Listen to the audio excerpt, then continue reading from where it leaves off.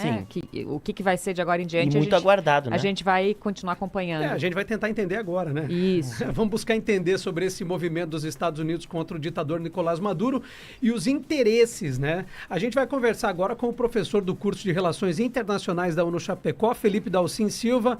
Professor Felipe, bom dia, um prazer tê-lo com a gente aqui na NDFM. Bem-vindo.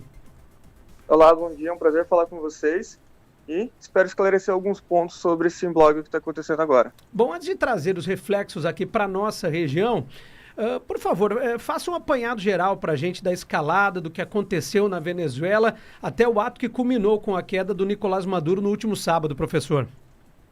Perfeito, vou tentar ser o mais breve possível, porque a gente poderia ficar falando a manhã inteira sobre o que culminou com o ponto dos últimos dias, né? Então a gente tem um problema entre a Venezuela e os Estados Unidos, sobretudo iniciando no governo Hugo Chávez ali, que ele inicia nos anos 2000, 99 mais 2000, e a gente tem que há uma certa pressão dos Estados Unidos em relação à Venezuela pelo início da estatização de empresas petrolíferas do país. Então a empresa norte-americana ExxonMobil teve diversos problemas para atuar na Venezuela. Então, dali em diante a gente vê digamos assim, a relação entre os dois países degringolando, né? Então a gente tem um apoio a candidatos ou políticos contra o Hugo Chávez, depois, sobretudo, contra o Maduro, né? Como foi o caso do Juan Guaidó, né? Que foi considerado pelos Estados Unidos como um representante do governo venezuelano contra o Maduro, né? A gente tem isso em 2019, o próprio presidente Jair Bolsonaro, na época, também apoiou o Guaidó.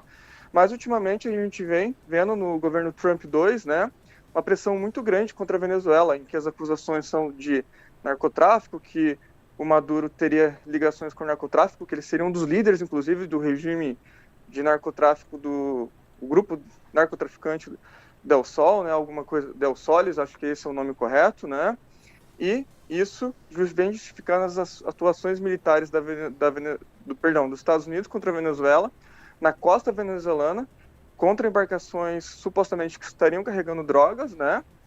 E, posteriormente, agora, com alvos em terra e sequestro, né? Captação do Maduro dentro da Venezuela, né? Então, a gente tem que entender também que tem diversas acusações, né? O regime Maduro realmente usurpou as últimas eleições, todos os indícios dizem que a oposição ganhou.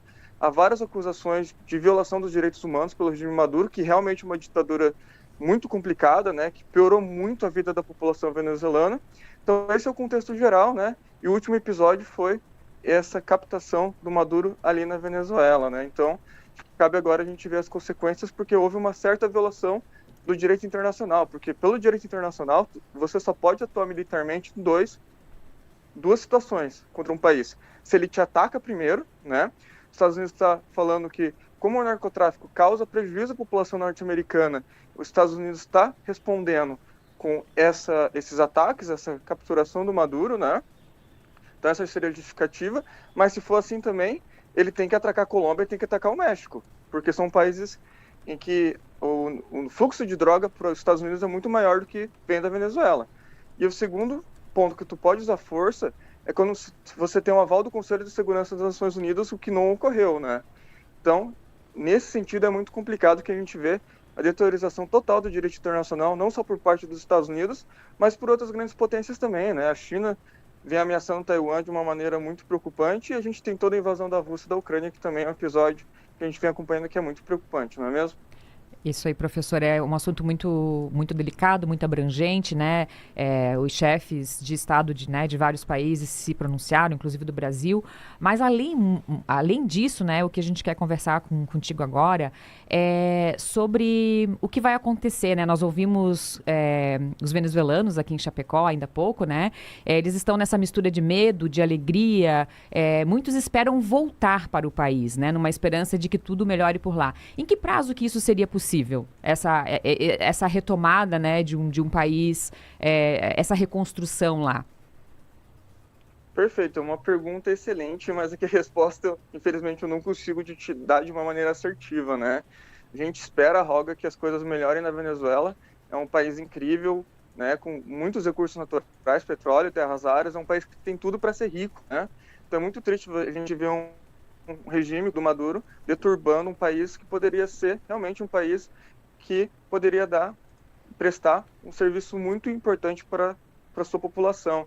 E a gente vê que a população da Venezuela, que vive lá, vive em condições desumanas muitas vezes, né? Passando fome, inclusive. Então, por isso que eles migram para o Brasil, né? A gente tem que sempre lembrar que quando você migra de um país para o outro, não é porque você acha o outro país que você está imigrando uma maravilha, que você não gosta do seu país. Pelo contrário, geralmente são que a pessoa recorre a emigrar do seu país, né? Quando vê que não tem mais condições de viver onde está. Então, o que a gente pode esperar? Infelizmente, tá, eu tenho que dizer para vocês isso, todas as intervenções militares dos Estados Unidos atualmente, tá? Sobretudo a gente tem ali no Afeganistão em 2001 e no Iraque em 2013 e outras intervenções como na Líbia e por aí vai, toda vez que os Estados Unidos tirou o governo que estava no poder, a situação piorou depois, tá? A gente tem a retirada dos Estados Unidos do governo do Talibã em 2001, né? Virou uma bagunça o Afeganistão. A gente tem a retirada do Saddam Hussein, que também era um regime ditatorial, né? Virou uma bagunça o país, tanto que, inclusive, dessa bagunça surgiu o Estado Islâmico, né? Então, que ele se aproveitou da bagunça que foi gerada na região, a falta de um governo na região, para, digamos assim, surgir e crescer do jeito que a gente viu que cresceu, né?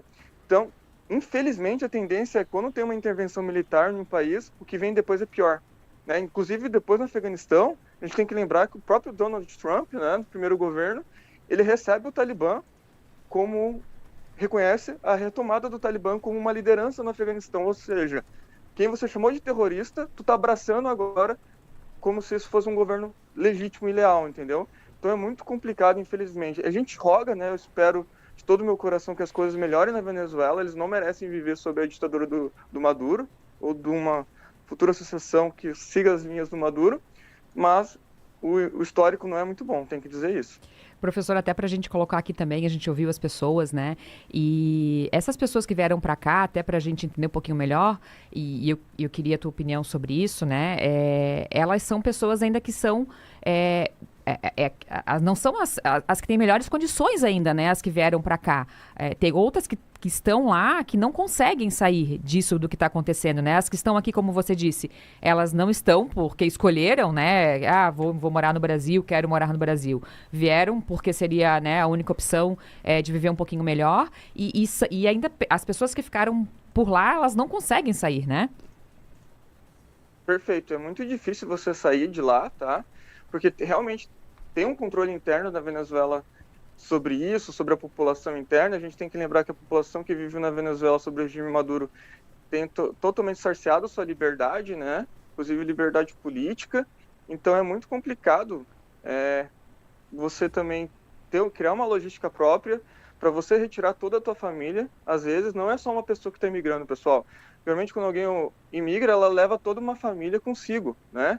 Então é muito complicado esse movimento. Então exige muito investimento, né, para você acessar essas redes para conseguir sair da Venezuela.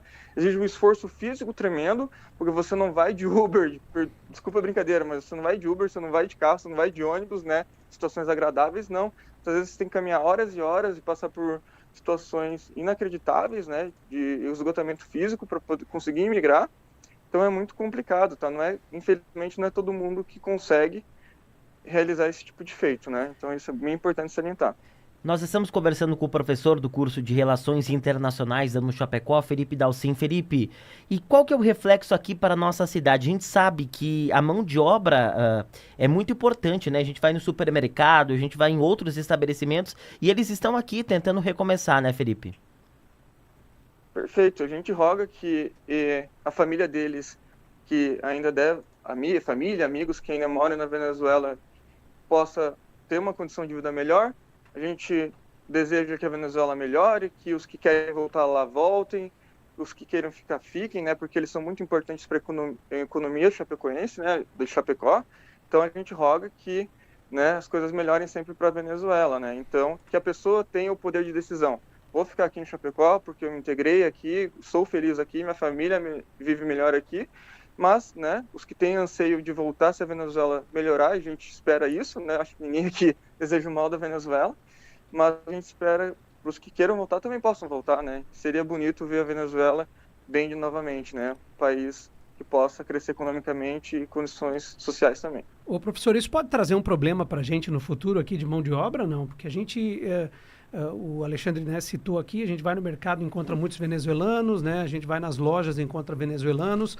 A agroindústria, né, uma mão de obra muito forte da nossa agroindústria hoje, está com os venezuelanos que estão por aqui. Isso pode trazer um problema nesse sentido para Chapecó no futuro ou não?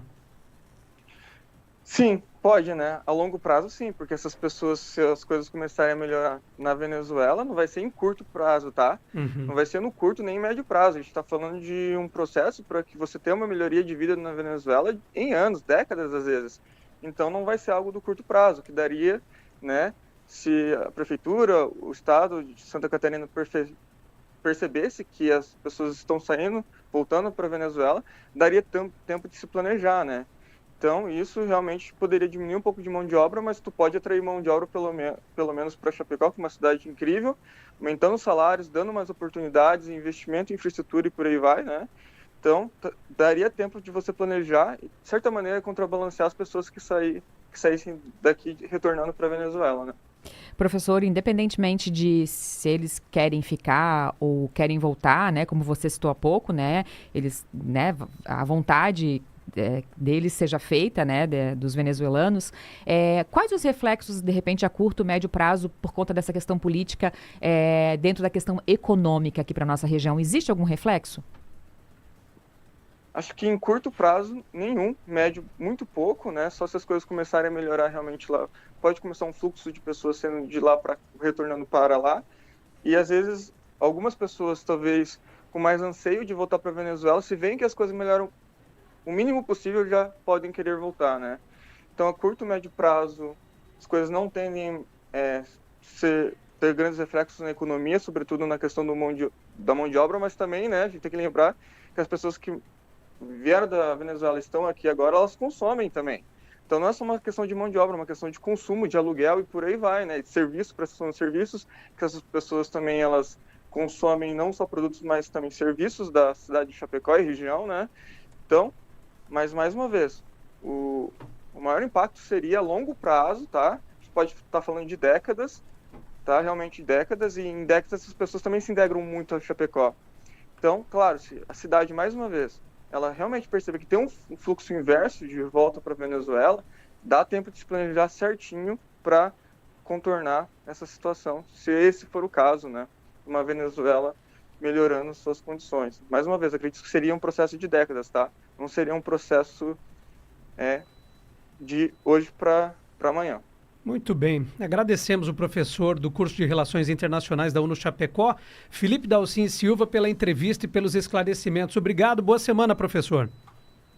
Muito obrigado. Prazer falar com você. Sigo à disposição. Prazer todo nosso em tê-lo com a gente aqui. 7h34, né?